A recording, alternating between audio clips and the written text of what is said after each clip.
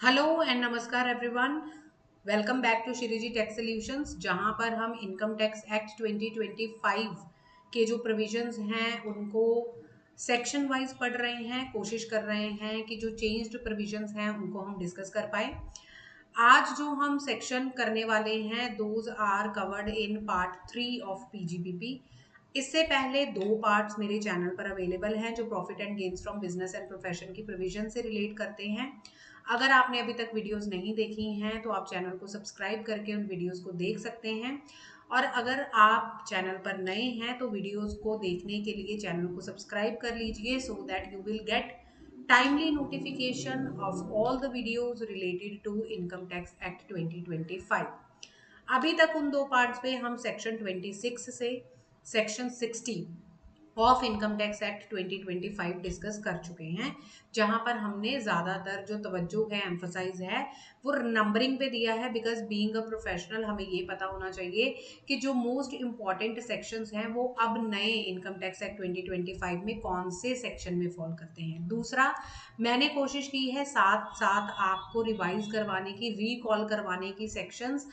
दाव हमने डेप्थ में जाके बहुत ज़्यादा डीपली उन सेक्शंस को रीडिंग नहीं लिया, वर्ड टू वर्ड हमने उसको रीड नहीं किया, बट जो उनका इंटेंट है, जो उस प्रोविजन की अंडरस्टैंडिंग है, उसको हमने जो इंपॉर्टेंट सेक्शंस हैं उनको हमने वहाँ पर रीड करने की कोशिश की है।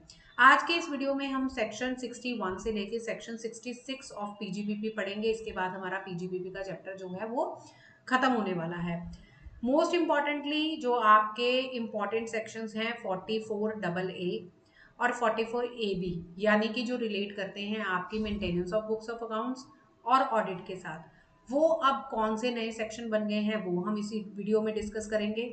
नॉन रेजिडेंट्स के लिए प्रिजम्पटिव टैक्सेशन के जो सेक्शन थे 44B, BB, triple B, BBC, BBA, वो अब कौन से नए सेक्शन बन गए हैं वो हम इस वीडियो में डिस्कस करेंगे, तो लास्ट तक बने रहिएगा। नाउ जैसा कि आप अपने स्क्रीन पर देख सकते हैं, अब सबसे पहले हम सेक्शन 61 की बात करेंगे, जो बात करता है कि नॉन रेजिडेंट अगर असेसी है और वो प्रिजम्पटिव टैक्सेशन में अपना टैक्स फाइल करना चाहता है तो उसमें कौन सा सेक्शन एप्लीकेबल होगा, वो है सेक्शन 61। आप देख सकते हैं आपके सामने टेबल दिया गया है, तो मैंने यहाँ पर आपके जो अर्लियर एस्टवाइल एक्ट के सेक्शंस थे वो भी मेंशन कर दिए हैं। तो टेबल में सबसे पहले सीरियल नंबर 1 है। सीरियल नंबर 1 में सेक्शन 44B रिप्लेस किया गया है, जहां पर बात की गई है कि अगर नॉन रेजिडेंट शिप्स ऑपरेट कर रहा है तो वो अपना इनकम 7.5% दिखा सकता है, प्रिजम्पटिव इनकम यानी कि लोअर इनकम। सीरियल नंबर 2 में सेक्शन 44 BBC को रिप्लेस किया गया है, यानी अगर आपका non resident cruise ships operate कर रहा है तो 20% दिखा सकता है अपनी इनकम A+B का, और A और B क्या कॉन्स्टिट्यूट करते हैं वो भी टेबल में एक्सप्लेन किया गया है। सीरियल नंबर 3 में सेक्शन 44BBA, यानी कि अगर आपका नॉन रेजिडेंट एयरक्राफ्ट का बिजनेस कर रहा है तो 5% ऑफ A+B। सीरियल नंबर 4 में सेक्शन 44BBB, यानी कि अगर आपका फॉरेन कंपनी है और वो सिविल कंस्ट्रक्शन या इरेक्शन का काम करता है तो वो सीरियल नंबर 4 में कवर कर दिया गया है। नॉन रेजिडेंट है जो कि इरेक्शन, एक्सट्रैक्शन या प्रोस्पेक्शन ऑफ मिनरल या ऑयल जो है उनकी एक्सट्रैक्शन का काम करता है तो उसको सीरियल नंबर 5 में कवर कर दिया गया है। 10% ऑफ A+B वो अपनी इनकम दिखा सकता है प्रिजम्पटिव। अब जो सीरियल नंबर 6 है ये न्यूली इंसर्टेड है। न्यूली इंसर्टेड है, इसमें कहा गया है कि नॉन रेजिडेंट असेसी है और वो इंडिया में टेक्नोलॉजी रिलेटेड सर्विसेज प्रोवाइड करवा रहा है for setting up electronic manufacturing facility in connection with producing electronic goods article और थिंग इन इंडिया, यानी कि इंडिया में वो इलेक्ट्रॉनिक गुड्स या आर्टिकल्स प्रोड्यूस, मैन्युफैक्चरिंग की जो फैसिलिटी है उससे रिलेटेड टेक्नोलॉजिकल फैसिलिटी प्रोवाइड करवा रहा है। तो 25% ऑफ A+B वो अपनी प्रिजम्पटिव टैक्सेशन दिखा सकता है, और यहाँ पर हम इस टेबल में सिर्फ और सिर्फ नॉन रेजिडेंट की बात कर रहे हैं। रेजिडेंट इंडिविजुअल्स के जो रिलेटेड सेक्शन थे सेक्शन 44AD, ADA और AE, वो हम section 58 of income tax act 2025 में अपनी प्रीवियस वीडियो पार्ट 2 में डिस्कस कर चुके हैं। अब आप नीचे जहां पर मैंने इंपॉर्टेंट मार्क किया है अपनी स्क्रीन पर देख सकते हैं, इसमें ये लिखा गया है कि सीरियल नंबर 4 और 5 के जो असेसीज हैं, यानी कि फॉरेन कंपनी और नॉन रेजिडेंट, फॉरेन कंपनी जो कि सिविल कंस्ट्रक्शन का काम करती है, नॉन रेजिडेंट जो कि एक्सट्रैक्शन या प्रोस्पेक्टिंग ऑफ मिनरल ऑयल का काम करती है, वो अपना प्रॉफिट इस स्पेसिफाइड लिमिट से नीचे दिखा सकते हैं अगर वो अपने बुक्स ऑफ अकाउंट्स मेंटेन करते हैं और अपना ऑडिट करवाते हैं। उसके अलावा कोई भी डिडक्शन प्रीवियस जो सेक्शंस हैं उनकी प्रिजम्पटिव टैक्सेशन की इनकम के अगेंस्ट नहीं मिलेगी। ये सब कुछ आपको यहाँ पर मेंशन किया गया है। Now moving to next important section which is section 62। और आप अगर जानना चाहते हैं कि section 44AA maintenance of books of accounts की जो बात करता है वो इनकम टैक्स एक्ट 2025 में कौन सा सेक्शन बन गया है, तो आपकी स्क्रीन पर है वो सेक्शन 62 बन गया है।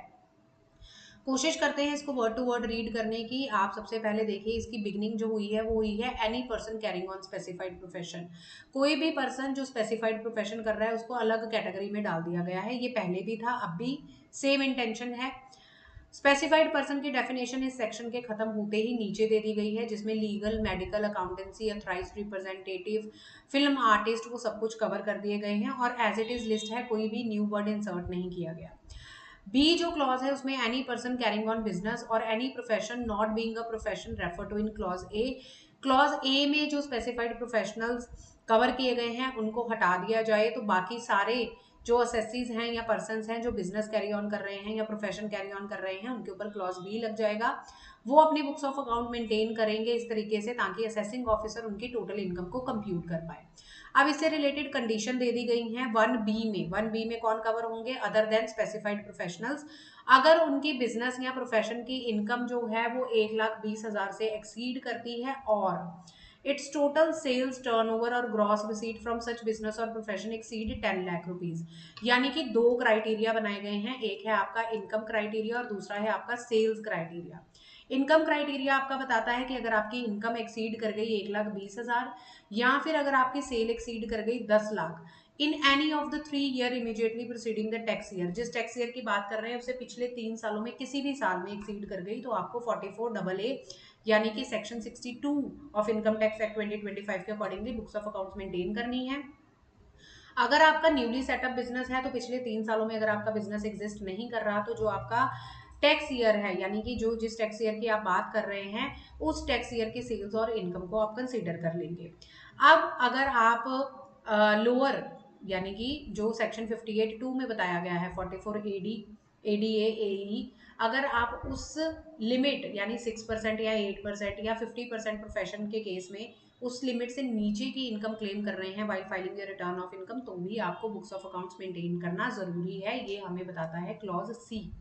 अब आइए नीचे क्लॉज डी में आपको बोला गया है इंडिविजुअल और हिंदू अनडिवाइडेड फैमिली के केस में जो लिमिट है इनकम और सेल्स की उसको मॉडिफाई कर दिया गया है। इनकम के केस में आपकी इनकम अगर एक्सीड करती है 2.50 लैक्स, अगर इनकम एक्सीड करती है 2.50 लैक्स और सेल आपकी एक्सीड करती है अगर 25 लाख रुपए तो आपको बुक्स ऑफ अकाउंट्स मेंटेन करना जरूरी है। ये सिर्फ इनकम इंडिविजुअल और एचयूएफ के लिए बताया गया है। और एक वर्ड आप जरूर ध्यान रखिएगा जब हम इनकम इंडिविजुअल की बात कर रहे हैं तो एंड वर्ड यूज किया गया है, यहाँ पर एंड वर्ड यूज किया गया है। लेकिन जब आप अदर देन इंडिविजुअल और एचयूएफ की बात करते हैं तो यहाँ पर और वर्ड यूज किया गया है। और आप अच्छी तरह से जानते हैं एंड और वर्ड का जो मीनिंग है वो इनकम टैक्स एक्ट में क्या एम्फोसाइज या क्या इंपॉर्टेंस रखता है। अब उसके बाद देखिए हम चलते हैं नेक्स्ट, ये जो स्पेसिफाइड प्रोफेशन बोला गया था, मैंने आपको कहा था कि एक्ट सॉरी जो सेक्शन है वो खत्म होते ही स्पेसिफाइड प्रोफेशन की डेफिनेशन दी गई है। तो देखिए legal, medical, engineering, architectural, accountancy, technical consultancy, interior decoration, information technology, company secretary और एनी अदर प्रोफेशन एज में be notified by board in this behalf वो स्पेसिफाइड प्रोफेशन में कवर होते हैं।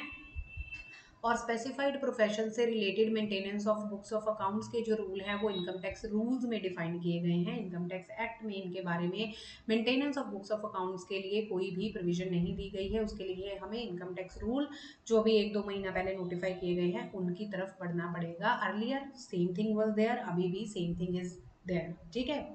अब आइए द मोस्ट इंपॉर्टेंट सेक्शन जो कि सेक्शन 63 है और ये आपके प्रीवियस सेक्शन का 44A भी था यानी कि ऑडिट ऑफ अकाउंट्स। तो ये आपका बहुत ही इंपॉर्टेंट सेक्शन था जो कि अब सेक्शन 63 बन गया है ऑफ इनकम टैक्स एक्ट 2025। तो अब देखिए सेक्शन 63 कहता क्या है, वर्ड टू वर्ड में जाएंगे। Every person carrying on the business or profession fulfilling any of the conditions specified in column B of table below shall get his account of the tax year audited by an accountant before the specified date.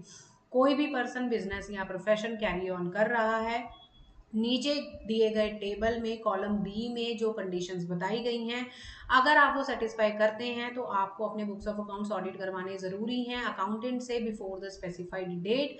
और अब आप देखिए कि आपकी जो table B है वहाँ पर आपको बोला गया है कंडीशंस क्या हैं बुक्स ऑफ अकाउंट्स ऑडिट करवाने के। Carrying on business shall if his total sale turnover or gross receipt as the case may be business exceeds 1 crore rupee in any tax year subject to the provision of clause B। अगर किसी tax year में आपकी business income exceed कर गई है 1 करोड़ रुपए से ज्यादा तो आपको सेक्शन 63 में अपने बुक्स ऑफ अकाउंट्स को ऑडिट करवाने की जरूरत है। अगर किसी पर्सन के केस में कैश रिसिप्ट्स और कैश पेमेंट्स 5% से ज़्यादा नहीं है तो आपको ऑडिट की लिमिट को एक्सटेंड करके 1 करोड़ से 10 करोड़ रुपीस कर दिया जाएगा। ये क्लॉज बी में दिया गया है। प्रोफेशनल के लिए 50 लाख रुपीस तक की लिमिट है। 50 लाख तक सेक्शन 58 ऑप्ट करके आप प्रिजम्पटिव में जा सकते हैं अगर स्पेसिफाइड प्रोफेशनल हैं, और अगर आप 50 लाख से ज़्यादा की ग्रॉस रिसीट अर्न कर रहे हैं तो सेक्शन 63 में आपके ऊपर ऑडिट आएगा। अब जो पैराग्राफ 2 दिया गया है या क्लॉज 2 दिया गया है, अगर कोई पर्सन बिजनेस कैरी ऑन कर रहा है refer to in section 58 subsection 2, तो सेक्शन 58 सबसेक्शन 2 जो है वो बात किसकी करता है 44 एडी एडीए और एई की। और सेक्शन 61 सबसेक्शन 2 जो अभी हमने इस वीडियो में पढ़ा नॉन रेजिडेंट की प्रिजम्पटिव टैक्सेशन की बात करता है। तो उस केस में अगर आप डीम्ड प्रॉफिट से नीचे लोअर प्रॉफिट बताएंगे तो आपको अपने अकाउंट्स को ऑडिट करवाना जरूरी है। Assessee shall furnish by the specified date report of such audit in such form। यहाँ पर 3CA 3CB की बात 3CD की बात की गई है। आपको स्पेसिफाइड डेट से पहले अपनी ऑडिट करवानी जरूरी है। और स्पेसिफाइड डेट का जो मीनिंग है देखिए यहाँ पर आपको बता दिया गया है। असेसी के टैक्स ईयर के अकाउंट से रिलेटेड स्पेसिफाइड डेट का मंथ का मतलब है 1 month prior to due date of furnishing the return of income under section 263 subsection 1। अब आप बहुत अच्छे से जान गए होंगे कि सेक्शन 139 सबसेक्शन 1 जो था due date of filing return of income का, उसको रिप्लेस कौन कर रहा है सेक्शन 263 सबसेक्शन 1। तो जो आपकी रिटर्न फाइलिंग डेट है उससे 1 महीना पहले आपको अपने अकाउंट्स ऑडिट करवाना जरूरी है। Payment or receipt as the case may be by a check drawn on a bank or by a bank draft which is not account pay shall be deemed to be the payment or receipt as the case may be in cash। यानी अगर आपका check या फिर आपका bank draft account पे नहीं है तो हम उसको कैश ही कंसिडर करेंगे। So while calculating the limit of 5% of cash 5% cash और 5% पेमेंट हम अकाउंट पे चेक जो नहीं है उनको कैश कंसिडर करके लिमिट कैलकुलेट करेंगे। सेक्शन 64 बात करता है deduction in case of business reorganisation of cooperative bank. अगर कोऑपरेटिव बैंक का बिजनेस रीऑर्गेनाइज हुआ है तो उसके लिए कौन सी कंडीशंस है वो स्पेसिफाई की गई हैं। सेक्शन 64 में जो वर्ड्स यूज किए गए हैं उनकी इंटरप्रिटेशन के लिए सेक्शन 65 दिया गया है, यानी कि आपको मीनिंग्स दिए गए हैं। दैट सेक्शन 65 जो है वो सेक्शन 64 में बताए गए वर्ड्स को एक्सप्लेन करेगा।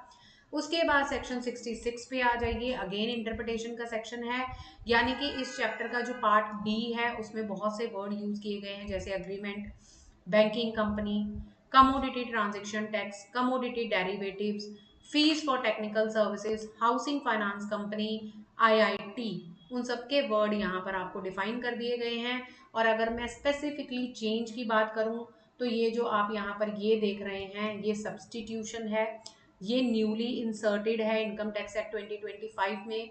कमोडिटी ट्रांजेक्शन टैक्स और commodity derivatives shall have the same meaning as respectively assigned to them in chapter 7 of finance act. इससे पहले 1961 में जाकर अगर आप ये खोलेंगे तो आप देखेंगे कि कमोडिटी डेरिवेटिव वर्ड वहाँ पे नहीं था, सिर्फ commodity transaction tax word income tax act 1961 में था। तो जो लोग इस स्पेसिफिकली चीज के साथ डील कर रहे हैं उनके लिए जानना जरूरी है दैट कमोडेटिव डेरिवेटिव को भी यहाँ पर एज अ वर्ड इंसर्ट कर दिया गया है इंटरप्रिटेशन पार्ट में। इसी के साथ हमारा पीजीपीपी का ये जो सीरीज है वो खत्म हो गया है, और आपके वैल्यूएबल फीडबैक जो है वो आप कमेंट बॉक्स में दे सकते हैं, और आप साथ ही साथ मुझे ये भी मेंशन कर सकते हैं कि new video income tax act 2025 की आप किन सेक्शंस पर देखना चाहते हैं। दूसरी बात ये है दैट इससे पहले हम बहुत से चैप्टर्स जैसे कि capital gain, income from house property, residential house, clubbing of income और set off and carry forward of losses, वो सब कुछ अपने इस सीरीज में कवर कर चुके हैं, और मैं कोशिश करूंगी कि मैं एक प्लेलिस्ट तैयार करूं सो दैट आप इजीली इन वीडियोस को एक्सेस कर पाएं। Now if you genuinely like the series and videos, like जो बटन है उसको जरूर क्लिक कीजिएगा और चैनल को सब्सक्राइब जरूर कीजिएगा। धन्यवाद।